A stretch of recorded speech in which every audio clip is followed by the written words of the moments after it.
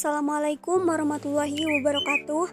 Halo semua, perkenalkan nama saya Siti Nurlela, mahasiswa Institut Manajemen Wiyata Indonesia dengan prodi akuntansi semester 3. Video ini dibuat untuk memenuhi tugas mata kuliah Business and Finance dengan dosen pengampu Bapak C. Gunawan SEMM. Keberhasilan dari sebuah organisasi bisnis untuk mencapai tujuan yang telah ditetapkan dipengaruhi oleh sikap dalam mengelola segala aspek yang termasuk dalam bisnis tersebut. Dengan kondisi dunia bisnis saat ini yang sangat berkembang, maka tidak menutup kemungkinan terjadinya perubahan organisasi bisnis tersebut. Beberapa hal yang mempengaruhi hasil suatu organisasi bisnis meliputi struktur organisasi, penerapan prinsip organisasi, serta cara seseorang pembisnis dalam menjalankan bisnis tersebut. Sifat perusahaan. Sebagian besar keputusan produksi dibuat oleh perusahaan, baik yang berskala kecil maupun besar atau multinasional. Sifat institusi dan organisasi atau perusahaan cenderung mempengaruhi perilaku. Kemudian produksi yang kompleks. Sebagian besar produk memerlukan proses produksi yang kompleks yang akan melibatkan banyak individu. Kemudian manfaat mengatur produksi dalam perusahaan. Fungsi perusahaan adalah menyatukan serangkaian operasi produksi dan distribusi, menghilangkan kebutuhan individu untuk masuk ke dalam kontrak yang ditentukan secara sempit. Menurut Ronald Coase, keuntungan utama dari mengatur produksi dan distribusi melalui perusahaan dibandingkan dengan pasar adalah biaya transaksi yang lebih rendah. Biaya transaksi merupakan biaya dalam membuat pengaturan ekonomi tentang produksi, distribusi, dan penjualan. Biaya transaksi merupakan biaya yang dikeluarkan ketika perusahaan membeli input atau layanan dari perusahaan lain dibandingkan dengan produksinya sendiri. Kemudian tujuan perusahaan. Ekonomi secara tradisional berasumsi bahwa perusahaan bertujuan ingin memaksimalkan keuntungannya. Perusahaan profit berorientasi pada profit atau laba yang akan didapat. Perusahaan non-profit tidak berorientasi pada profit atau laba yang akan didapat, melainkan laba yang didapat digunakan untuk meningkatkan kualitas pelayanan serta operasional perusahaan tersebut. Penceraian kepemilikan dari kontrol. Perusahaan modern secara hukum terpisah dari pemiliknya.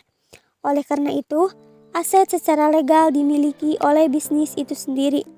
Perusahaan saham gabungan adalah sebuah perusahaan yang dimana kepemilikan didistribusikan antara sejumlah besar pemegang saham.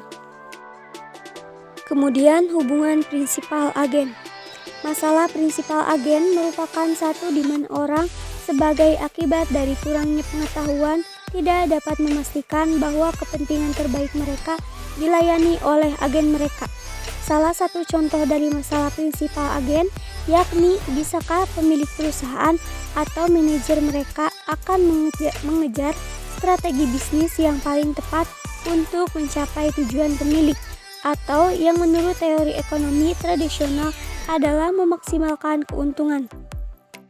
Adapun tetap dalam bisnis, jika sebuah perusahaan ingin bertahan hidup, ia harus berhati-hati untuk menyeimbangkan kehati-hatian tersebut agar tidak bersaing dengan pesaing, memastikan bahwa pelanggan cukup terpuaskan dan biaya dijaga cukup rendah dengan menyeimbangkan manajemen yang efisien. Kemudian perusahaan sebagai badan hukum terbagi menjadi beberapa bagian. Yang pertama, perorangan. Perorangan melakukan semua kegiatan usahanya sendiri. Tanggung jawab dibebankan seluruhnya kepada pemilik karena yang memiliki semua modal dan yang mengambil keputusan strategi adalah pemilik. Contohnya di bidang retail, bangunan, dan pertanian. Yang kedua, kemitraan, yaitu menggabungkan dua atau lebih individu sebagai pemilik bersama. Setiap pemilik merupakan partner. Banyak toko retail dan organisasi profesional untuk dokter, pengacara, dan akuntan merupakan persekutuan. Kemudian yang ketiga, perusahaan. Sebuah perusahaan secara hukum terpisah dari pemiliknya. Ini berarti dapat membuat kontrak dan memiliki properti. Setiap pemilik memiliki saham di perusahaan, kepemilikan saham mereka akan bervariasi dari satu pemegang saham ke pemegang saham lainnya dan akan bergantung pada jumlah yang mereka investasikan. Pemilik yang memiliki tanggung jawab terbatas. Adapun jenis perusahaan yaitu perusahaan terbatas publik dan perusahaan terbatas swasta. Kemudian perusahaan sebagai badan hukum yang terakhir yaitu koperasi. Ada dua jenis koperasi, diantaranya koperasi konsumen dan koperasi produsen. Kemudian perusahaan publik yaitu memiliki identitas hukum yang terpisah dari pemerintah. Mereka dijalankan oleh dewan, tetapi anggota dewan ditunjuk oleh menteri pemerintah terkait. Dewan harus bertindak dalam berbagai kerangka acuan yang ditetapkan oleh undang-undang parlemen.